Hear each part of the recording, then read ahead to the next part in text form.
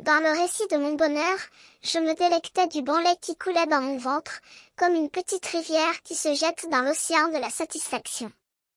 Les câlins et les caresses que je recevais éveillaient en moi un sentiment de bien-être sans égal.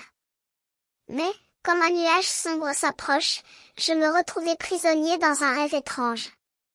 Je vis ma mère, que j'adorais, et je me demandais où elle était.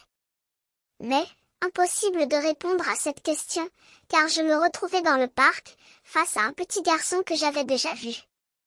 Il bougeait, et je compris que c'était le petit garçon que j'avais vu dans le parc. Il s'était réveillé, et je me demandais comment il allait. Malgré sa petite taille, il avait une grande quantité de poils, et je me sentais un peu inquiet pour lui. Soudain, je vis une petite bête blanche, toute seule, sans moyen de sortir. Je me demandais ce qu'elle faisait là, et si elle allait bien. Elle sentait bon, et je compris que c'était du lait. Mon père et ma mère me disaient que les animaux domestiques n'étaient pas autorisés dans la copropriété, et que nous devions trouver quelqu'un qui acceptait de les prendre chez lui pour s'en occuper. Je me souvenais de mon petit bidon tout plein, et je devais rentrer chez moi.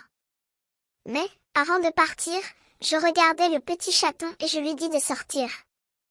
Je voulais que mes petits anges restent avec moi un peu plus longtemps, car je savais que la concierge allait nous voir et que je ne voulais pas qu'elle s'inquiète de notre présence là. Je restais un moment pour bien me réchauffer, car il faisait froid, et je me souvenais de Pimi, qui m'avait dit de ne pas oublier de m'abonner à ses vidéos.